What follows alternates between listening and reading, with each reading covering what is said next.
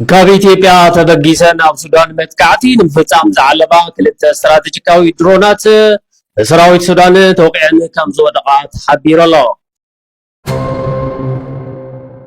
ብጣዕሚ ዝሕዝን ሎሚ እውን ካብቶም ኣብ ስዑድ ዓረብ ልሞት ዝተፈረዱ ኣሕዋትና ኣብዞ ክልተ መዓልቲ እዚ ሎሚ መዓልትና ብቁርት ማሊ ተሰይፎም ኣለዉ ማለት እዩ። ኩናት ምጅማሩ ይተርፍ ዓቕሚ ኣለዎ ዶ የብሉን ካሊእ ጉዳይ احنا بريتوريا استفرارنا يوم جنرال صادقان ጌታቸው ረዳን አሰፋ ብርሃን እዩ እኹል ሃፍተለና ነገር ግን ኣብቲ ዝሓለፈ ግዜ ምሁርን ሃፍትን ዘይምጥራይና ጎዲና እዩ ኣነ ከምስመን ከም ዝዛረብ ደለኹ ምስመን ነጋጢሙ ዘሎ ዝጉዳይስ ምስመን ከም መሆንስ ሰብ ክፈልጦ ኣለዎ ኢለ ሱሉ ዘርጊሐዮ ሰላም ኩራት ምፍታትን ቤተሰና ነዝን ካልእትን መዘራረብ ጻዕባ ሄደርም ቀርብ ኣለኹ አጋሽ ተዳውንኩም ሰብስክራይብ ጋር ከትርስ እንዳበልኩም ተፈትኩም ቃላይኩም ጋር እስካፍ ጻማ ሓወርኩም ጸንሕ ላበ ሰነ ምክፍታል وفيكم بسلام تملسوا موالكم نويح انجراكم صفيح يكبروا برندابلكم تحبسوا حسب لبكم يسمرلكم بليعكم تصقبوا عين ابايكم يدفن سسنم وشحن والتانكم حوي حبط يبهالكم عودكم كم حصا بحريكم معتب نخساركم ايتان نخبدكم اي خلاقكم عدمن طعناني هابكم ከኢትዮጵያ ተበጊሰን ኣብ ሱዳን መጥቃዕቲ ንምፍጻም ዝዓለባ ክልተ ስትራቴጂካዊ ድሮናት ሰራዊት ሱዳን ተወቂዐን ከም ዝወደቓ ተሓቢሩ ኣሎ። እዘን ድሮናት ኣብ ርእሰ ከተማ ሱዳን ኣብ ከባቢታት ኦምዱርማን ሰሜን ካርቱምን ተወቂዐን ከም ዝወደቓ እዩ ተፈሊጡ ዘሎ። እዘን ድሮናት ዝሓዘኦም ቦምብታት ከይተተኮሰ ኣብ ዝተፈላለዩ ክፋል ማሕበረሰብ ከም ዝወደቓን ምስክርነቶም ከም ዝሃቡ እዩ ሓበሬታ ወፂኡ ዘሎ። ብጣዕሚ ዝሕዝን ሎሚ እውን ካብቶም ኣብ ስዑድ ዓረብ ልሞት ዝተፈረዱ ኣሕዋትና ኣብዞ ክልተ መዓልቲ እዚ ሎሚ መዓልትና ብቁርት ማሊ ተሰይፎም ኣለዉ ማለት እዩ። ኣነ ብጣዕሚ ተሰሚዕኒ ምንም ክገብር ይኽእል እዩ ምክንያቱ ካብ ዓቐን ንላዕሊ ኣብ ህይወተይ ድዋ ዓለይ ኳስ ክንድኡ ተገዲሰ ወይ ከዓ ክንድኡ ላዕልን ታሕትን ኢለ ይፈልጢና እና ዞም ኣሕዋትና ሕዚ እውን ኦልሬዲ ናውፅኡ ይስይፍዎም እዮም ዘለዉ ከም ዝፍለጥ ቀዳማያት ኣብ ዝሓለፈ ሪኢኹም ኢኹም ማለት እዩ ዝተፈላለየ ናይ ሓሰት መረጃታት ብምሃብ ኦልሬዲ እቶም ናይ ስዑድ ባዕሎም እውን ካብቲ እስር ቤት እናኸዱ ኦልሬዲ ነፃ ክንለቀኩም ኢና ምንም ኣይትስየፉን ገለል ኣውሉ እንትናወሉ ብሓደ ሓደ ኣካላት ነፃ ወፂኦም እናተባሃለ ፖስት እናተገበረ ነይሩ ብውሽጢ ይኹን ብደገ እውን ስርዓት ግበረላ እናተቃወምና ነርና ማለት እዩ ምክንያቱ ንግዚኡ እቱ ነገራት ንምርግጋዕ እዩ ኢልና ኣንሕና እውን ጠርጢርና ነርና ኢና ማለት እዩ ስለዚ ከዓ ካብቲ ዝፈረሕናዮ ኣይወፀናን ማለት እዩ እና ኣብዚ ህዚ ሰዓት ኦልሬዲ ላውፅኡ ይስይፍዎም ከም ዘለዉ እዩ እቱ ዝበፅሐና ሓበሬታ ማለት እዩ እና ኣረኖ እንዳይ لمن يخا أبيت كتب لينا منجست إخا ختسمع أو زه الساعات بتلي كعم وزعت يوم تجار مخانمينا أرنو أنا بخمي أنتن كم زبل أرنو بتعمي زي سمع كان زي لو كل شرب من جوا حزول عالم رخاوي تخرج نخنصح نجبر مالتيو يغني لي كنات من جمار يترف عمل له ده يقولون خالي قداي ده كان زود عديتات ناس أتليست عب بيعرفها قا حسوا حالوت أنا حد زي يفتحسوا زي ليدرشيب زي بزخون يخون سيفين جريس يقولون وفي الكاتو زبل والحالة نجار يقولون كم كتأفريز جبوا I wish بسلام تردي وتزدفع جن كنات من جمار يترف عمل له ده يقولون خالي قداي ناتي سكاتو سيو كنات أنت وتو هاي جمرمو إذا كوي صار زوات تايسمو كيناتو ونتات كين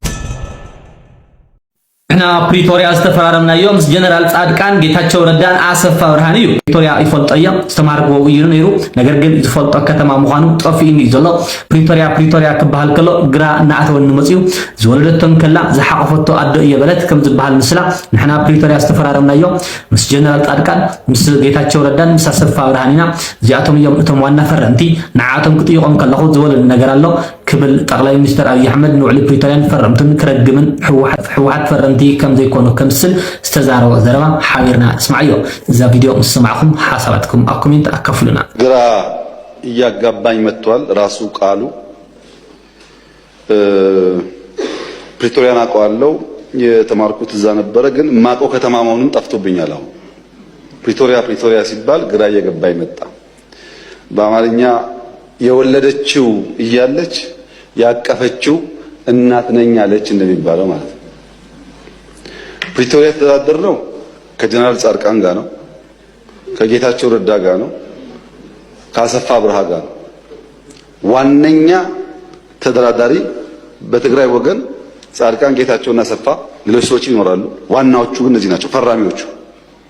በእኛም ወገን ይታወቃሉ። እነሱ ስጠይቃቸው ያሉኝ ነገር አለ። በስፍራው ያልነበሩ ሰዎች፣ አንዳንዶች ፕሪቶሪያን የማያውቁ ሰዎች ደግሞ ፕሪቶሪያን እናስከብር ይላሉ። እና የወለደችው እያለች የታቀፈችው እናት ልሆናለች የሚለው ነገር እሱ ፕሪቶሪያ ስምምነቱ አንደኛ ቲፒኤልኤፍ ህጋዊ ምርጫ አላደረገም። ህገ መንግስት ጥሶ ነው ያካሄደውና ያን የጨበራ ምርጫ ይሰርዝ። እሺ ይሰርዛለሁ። ሁለተኛ በዚያ ምርጫ ሲያበያ የተቋቋመው መንግስት ይፍረስ፣ ህጋዊ መንግስት አይደለም። ምክር ቤቱ ይበተን፣ ህጋዊ ምክር ቤት አይደለም። ሶስተኛ ከሁሉ የተውጣጣ መንግስት ይመረጥ፣ ማለት ትራንዚሽናል ገቨርንመንት ይቋቋም። ቀጥሎስ በህዝብ የተመረጠ መንግስት እና ህገ መንግስት አከብራለሁኝ። እዚህ ያለው ጠቅላይ ሚኒስትር ነው ተመርጧል። እዛ ያለው ፕሬዝዳንት ግን ይወርዳል ነው ስምምነቱ። የታጠቀስ በዲዲአር ይፈታል ትጥቅም እንጂ መሳሪያ መደበቅ አልተስማማንም። ማሰልጠን ማስመረቅ አልተስማማንም። ስምምነቱ የታጠቀው ያስረክባል እንጂ መሳሪያ ደብቆ ማስቀመጥ ወይም በኮንትሮባንድ ለመግዛት መሞከር የሚል ስምምነት ላይ አልነበረም። የተፈናቀሉስ ይመለሱ ወደ ቀያቸው። ልክ ራያ ላይ እንደመለስ ነው፣ ጸለምት ላይ እንደመለስ ነው፣ ወልቃይትን መመለስ አለበት። ይሄ የመንግስት ጽኑ አቋም ነው። ይመለሱ። እኹል ሃፍት ኣለና ነገር ግን ኣብቲ ዝሓለፈ ግዜ ምሁርን ሃፍትን ዘይምጥራይና ጎዲእና እዩ ነጋዶ ሰብ ሃፍቲ መንግስትና ኩሉ ኣብ ትምህርቲ ኣብ መምህራን ክሰርሕ ኣለዎ ክብሉ በዓል ሃፍቲ ዘርኡ ገብረ ሊባኖስ ኣብቲ ዝተኻየደ ናይ ብሉፃት መምህራን ሽልማት ተናጊሮም ነጋዶ ሰብ ሃፍቲ መንግስትና ኩሉ ኣብ ትምህርቲ ኣብ መምህራን ክሰርሕ ኣለዎ ክብል ይደሊ። ስለዚ እቲ ፍልጠት ምንባብን መፅሓፍን ከዓይ ላምንታይ ክንቅይሮ ኣለና? ስርዓተ ትምህርቲ ይኮነስ ምሁራዊ ሳይንሳዊ ጥበብን ቴክኖሎጂን ከዓ ክሰጋገር ኣለዎ። እኹል የኾነ እኹል መልክዓ ምድሪ እኒአና፣ እኹል ሃፍቲ እኒአና። ታይዳ ኣጎዲልና ብቲ ዝሓለፈ ግዜታት ምሁር ዘይመፍራይና ሃፍቲ ዘይመፍራይና ጎዲእና። ስለዚ ሕዚ ካፍቲ እኒሀ ፀገም እቲ ንረአናዮ ጭላንጭል ብርሃን መሊስና ኣበርቲዕና ከመይ ጌርና ኣቃናጂና ዓድና ንሃንፅ ልብል መሰረት ጌርና ኩልና ብንኽእሎ ትግራይ ንፈትዋ እንተኮይና ኣብ ትምህርቲ ንስራሕ ክብል ይደሊ፣ መምሃርና ንሓግዝ። ስለዚ ወለዶ ክቅፅል ዓዲ ክትዓቢ ተኮይና ብስደት ተይኮነስ ኣብ ዓድኻ ምርምርን ብቕዓትን ትምህርትን ፈጢርካ ዓድኻ ምህናፅ እዩ። ኣብ መወዳእታ ግን እቲ ስእሉ ስለምንታይ የእቲኻ ዝብል እንድዩ ኬክ ብዛዕባይ ብዙሕ ፅሕፈታት ክፅሕፍ ምጀመረ ናቱ ቻለንጅ ከዕብዩ ናቱ እንታይ ድበሃል ዶ ናቱ ገለመልታት ምስ ኣበለ ተሰሚዕኒ ከም ሰብ ሓሪቐ መብዛሕትኦም ከዓ ስእሉ ባዕሉ ዝሰደደልካ ድበልኩሞ ስእሉ ባዕሉ ይሰደደለይ። እዚ ሓውናሲ ካብ ቀደም እዩ ድፈልጦ ደስ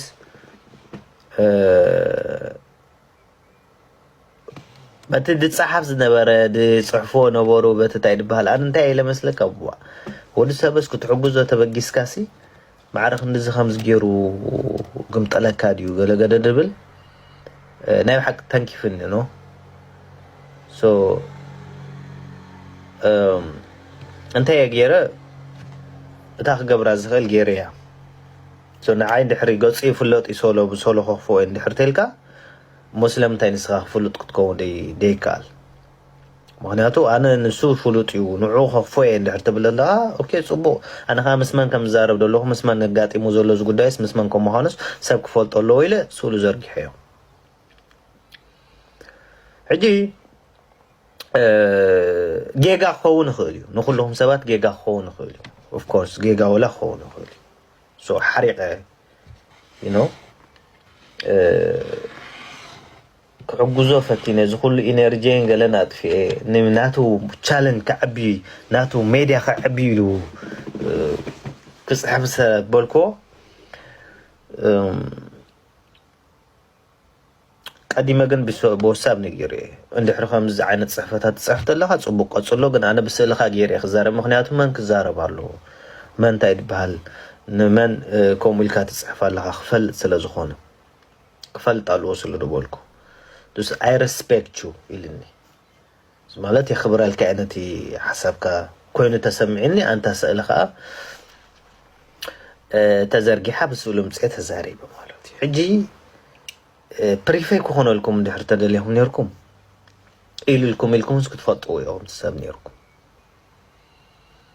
حجي قصوا سلازرعهم دحر تحجز أو قارصوا ود مسكم تقولوا تحجز قصلوا تحجز بعلهم قرباوس يقولوا أبتو قرب كيركم حجزوا أي تحجزوا أي بلني أنا